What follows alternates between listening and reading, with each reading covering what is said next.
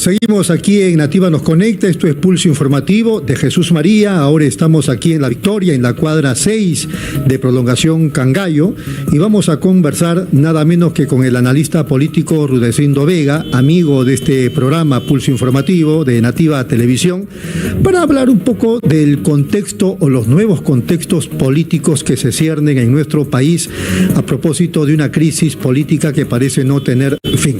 ¿Cómo está, Rudecindo? Muy buenos días. No, muy buenos días, Rodolfo, y gracias por estar acá en la oficina y conversando para Pulso Informativo. Mira, en realidad el escenario que para mí es este mes de julio es doloroso, preocupante, porque siento que este mes de julio, quizás a partir del 19 en que se ha anunciado esta enorme movilización popular contra el Congreso y contra el gobierno, podríamos estar a puertas, ojalá me equivoque, Dios no lo quiera, de otra masacre letal con mucha sangre, con muchos heridos. Para empezar, ¿tú crees que sea de verdad una movilización enorme como lo acabas de decir? No tengo la menor duda. Lo que sí creo es que hay algunas cosas que hay que acotar. Por ejemplo, esta suerte de idea de que es la gran toma de Lima, eso no va a ser. Esta idea también extendida, que va a ser una gran huelga indefinida, tampoco va a ser. Entonces, ¿a qué te refieres cuando dices enorme? No, porque esto va a ser una movilización política, social, puntual. Lo acaban de acordar los propios dirigentes que están organizando.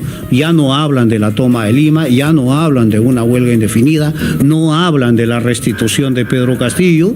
Lo que están haciendo es convocar a una movilización nacional en todos los puntos del país, con la finalidad de provocar la renuncia de Dina y el cierre del Congreso.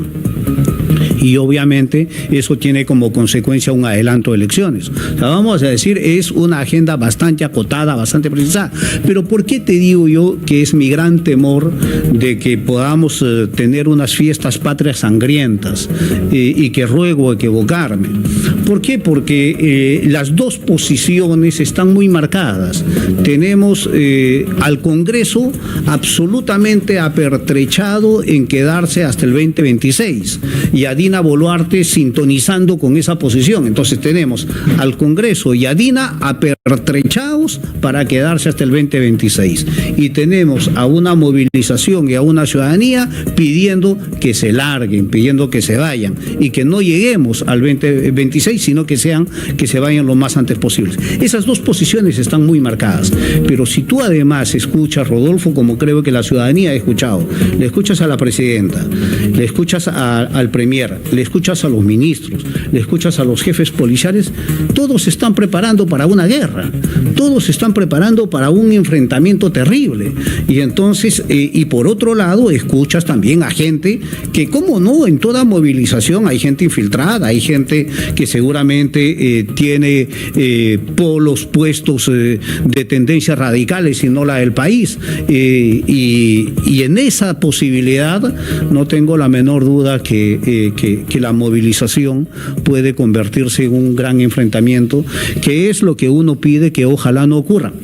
Y un dato adicional, tú miras esas posiciones muy marcadas, pero además no encuentras un solo mecanismo, un solo procedimiento, un solo pedido de diálogo. Tú escuchas a las autoridades gubernamentales y ninguno te plantea diálogo. Tú escuchas a la gente de las movilizaciones, ninguno te plantea diálogo. Entonces, vamos a decir, un enfrentamiento sin mecanismo de diálogo, lo único que tiene es la posibilidad de un choque muy fuerte. Pero a mí me han dicho que la guerra ya empezó, que no es que va a empezar el 19, la guerra ya empezó y que la está ganando el gobierno, Dina y el Congreso de la República. Dicen que una jugada de antología fue la presencia mediática práctica de la camarada Vilma, que yo la verdad no sé si existe o no la camarada Vilma, es verdad, hemos visto su rostro en la televisión, etcétera, etcétera, pero aparentemente la han creado para tumbarse la movilización y dicen que de algún modo lo están logrando. Pero mira, yo creo que esa es una lectura equivocada, Rodolfo, y es muy equivocada, pero además es burda y torpe. Fíjate lo que te digo, burda y torpe. ¿Por qué? Porque en esta gran movilización, si hay gente vinculada a Sendero, debe ser mínimo. O sea, poquísimo, ¿verdad? Casi inexistente. Y lo más fuerte es que ese que es poquísimo, ese grupo minúsculo, no tiene el peso para convocar ni para dirigir la movilización. Entonces, lo que están haciendo los grandes medios de comunicación, lo que está haciendo el gobierno, ellos están haciendo apología del terrorismo. A ellos habría que decirle, oye, Fiscalía, ¿y por qué no le acusas a Panamericana, que está sacando en vivo y en directo por tanto tiempo a la camarada Vilma? El senderismo como fuerza política es casi inexistente en el Perú. O sea, lo que existe es una banda que chalequea a los narcotraficantes en el Brain. O sea, eso es narcoterrorismo. Entonces, lo que te quiero decir es que es más de lo mismo, es el terruqueo, es el comunisteo. Quizá yo no me he dejado explicar. La estaría ganando, digamos, el grupo de Dina y del Congreso, no porque Sendero exista o porque hayan infiltrado muchos personajes de Sendero Luminoso, sino porque el nombre de Sendero, del terrorismo, de la camarada Vilma, va a asustar a la gente y lo va a pensar más de 2 veces para salir a las calles. Que ese sería el objetivo del gobierno y que en apariencia lo estarían logrando. No tengo la menor duda que ese es el objetivo del gobierno, pero ese objetivo del gobierno es torpe y burdo, y es equívoco. ¿Y es equívoco por qué? Porque la gente no le sigue al gobierno, la gente no le cree al gobierno, menos todavía les cree a los congresistas, y los propios medios de comunicación están en cuestionamiento. Entonces, más aún, ese tipo de campaña es lo que sirve a la ciudadanía a que se indigne, porque lo que siente el ciudadano que quiere protestar, mira, Rodolfo, según Ipsos, que vamos a decir es la encuestadora más cercana posiblemente para el gobierno, y el gobierno se siente más cómodo y los medios también, el 91% dice que desaprueba al Congreso. Más del 80% dice que desaprueba a Dina. Ya, eso lo dicen los propios sondeos de opinión cercanos al gobierno. Entonces, cuando el ciudadano que no quiere a este Congreso, que no quiere a este gobierno, siente que el gobierno le manosea una protesta, entonces lo que va a hacer es provocar que salga más. Entonces, yo me imagino que los que están organizando la protesta deben de festejar cada vez que el gobierno, el Congreso y la prensa torpemente sacan este tipo de cosas, porque lo fortalecen. Me sorprendería si hay una unión del serronismo con lo que es Avanza País, ¿verdad?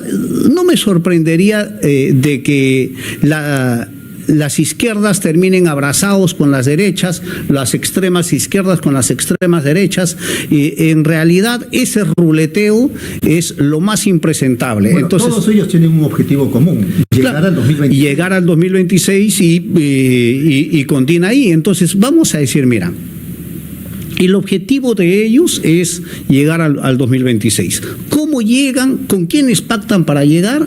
Ya no interesa. Pero, o sea, lo que pueda salir como directiva, mira, termina siendo preocupante por 2 cosas. Primero, por el terrible escenario que nos plantea de llegar al 2026, o sea, uno dice, peor Congreso que el que acabamos de tener, o directiva con la nueva, no, mira, todavía podemos seguir empeorando, no tenemos fondo, pero lo más peligroso es, porque en el Perú nada hay que descartar, ¿qué pasa si es que Dina no logra llegar a fin de año o no logra llegar al próximo año? Lo que quiere decir es que el próximo presidente del Congreso tiene la posibilidad, no digo que vaya a ser, tendría la posibilidad de ser el presidente de la República. Eso es ¿verdad? constitucional. como digo, es una posibilidad, no es necesariamente la realidad, porque cuando ocurra lo que pueda ocurrir pueden elegir a otros, pero esas son como pasó con Sagasti, como pasó con Paniagua, ¿no? Entonces son esos los temas en los cuales hay que visualizar.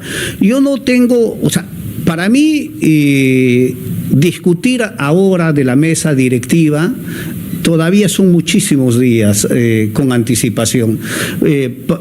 El cubileteo, el pacto debajo de la mesa, el pacto de espaldas al país, el maleteo entre ellos, la deslealtad dentro, o sea, la traición dentro de ellos mismos me contaron, yo no lo he escuchado, dicen que Miguel Torres, vocero de Fuerza Popular, no es congresista, ha dicho que resultaría imposible una alianza con el serronismo, lo cual hace suponer que de verdad ya se rompió esa comunicación que tenían y por eso sale a relucir que ahora serían Avanza País y Renovación Popular. Y puede ser, pero tampoco yo tomaría lo que dice Miki como algo escrito en piedra, porque recuerda que la lideresa de Miki cambia de posición cada vez que quiere, ¿verdad? Adelanto, no adelanto, sí soy candidata, no soy candidata, ¿verdad? Cambian cuando quieren, el mensaje lo cambian cuando quieren. Un día dice que son de derecha, otro día es que ya son ya hasta de izquierda o de centro, ¿verdad?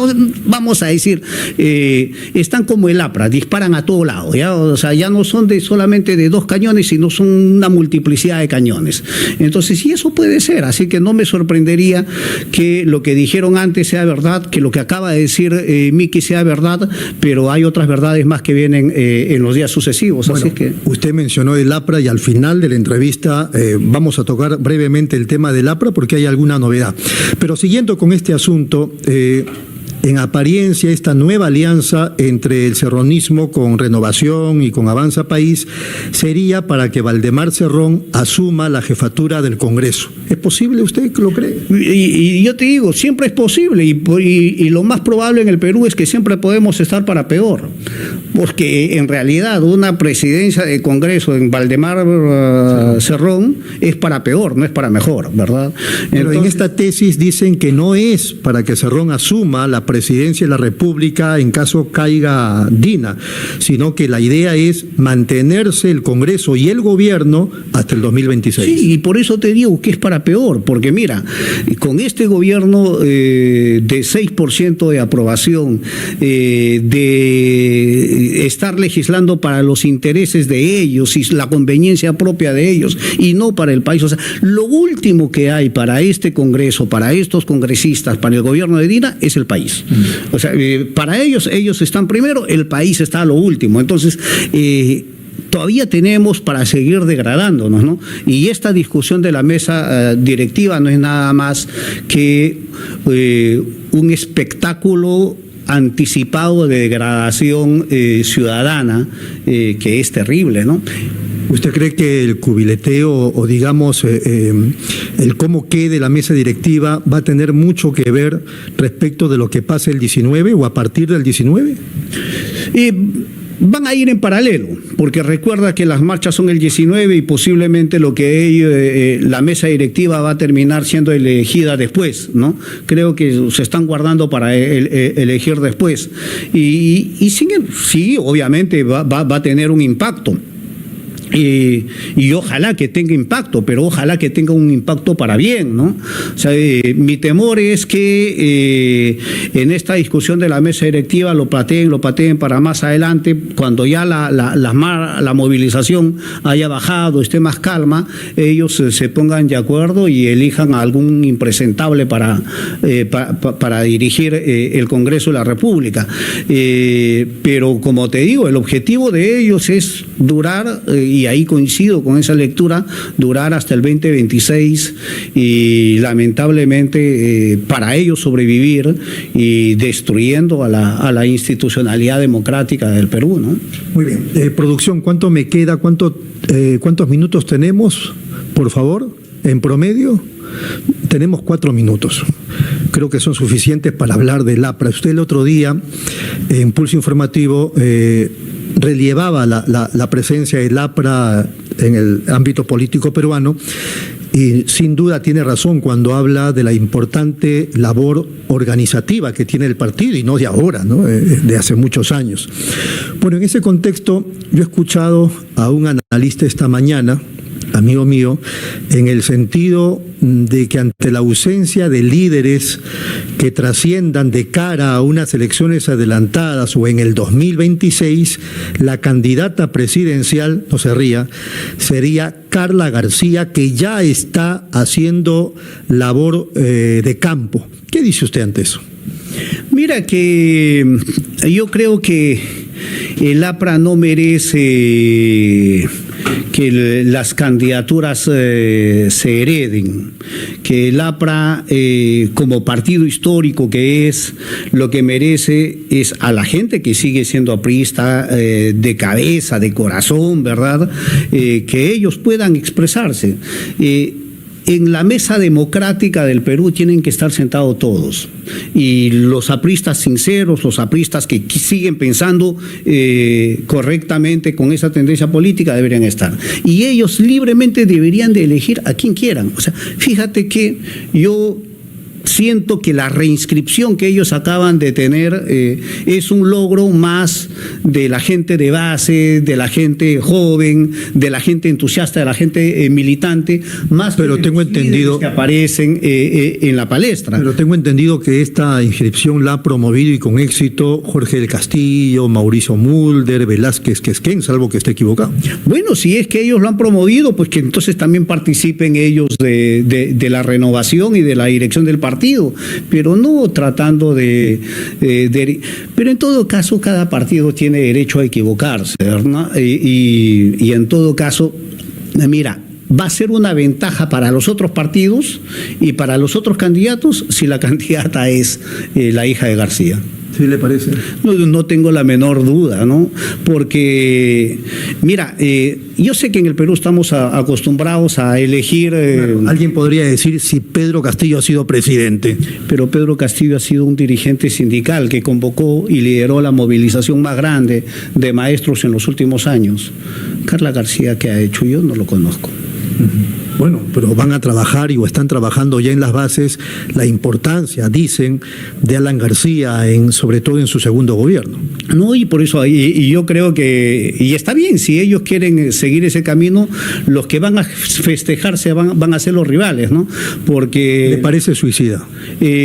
No me parece suicida, lo que me parece es, mira, en algún momento también conversamos contigo. Yo soy de los que cree, y soy un convencido, y me parece que en tu programa incluso lo dije con mucha fuerza, que el fujimorismo ha ocupado todos los espacios de lo que fue el APRA, incluso con el aprismo y el antiaprismo, hoy el fujimorismo y el antifujimorismo. Entonces, el fujimorismo ha arrasado con todo el espacio que ocupaba el APRA. Pero en ese momento el APRA estaba fuera de, digamos, de la participación electoral, o sea, no estaba registrado ante el jurado, ahora ha recuperado eso. Pero lo que yo te decía es, incluso cuando el APRA recupere la inscripción, difícil que recupere el espacio que le ha ganado y que le ha quitado el fujimorismo, porque lo más probable es que va a perder y otra vez se va a extinguir y se va a volver a inscribir y se va a volver a extinguir. ¿Por qué? Porque políticamente ya el aprismo es cosa del siglo pasado. El aprismo no es una visión política para el futuro del país.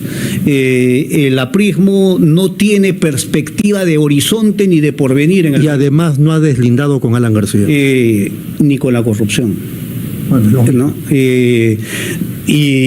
Bueno, y si es lo mismo, ni con la corrupción, ni con la prepotencia, ni con la violación de derechos humanos en los dos gobiernos, ¿verdad? Entonces, su pasivo es muy grande.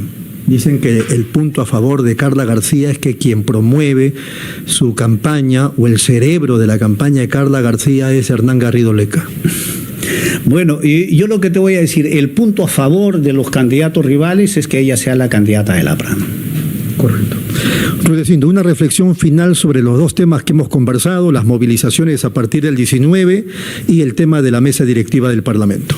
Mira, yo en realidad, gracias Rodolfo, yo ruego, sinceramente ruego que ojalá Dios no nos permita que a partir del 19 de julio con esta movilización ciudadana a nivel nacional no se torne una confrontación sangrienta, no volvamos a tener asesinatos y más heridos en el Perú.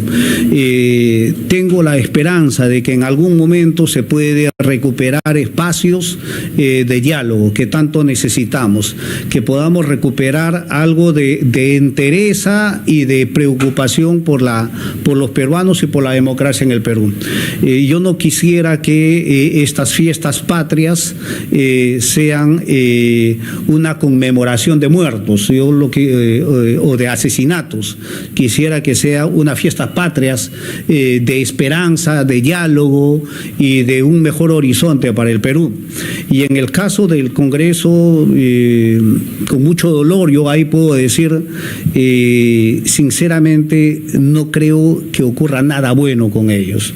Pero, sin embargo, nada bueno va a ocurrir en el Perú si no contamos con ellos, ¿no? O sea, estamos condenados los peruanos a rogar para que este Congreso de impresentables pueda darle una salida digna y democrática al Perú. Muy bien, ha sido muy amable, muchas gracias. Gracias, Diego. Ha sido Rudecindo Vega aquí en La Victoria. Nos vamos a la pausa, amables televidentes, y luego regresamos con más en Pulso Informativo en Nativa Televisión.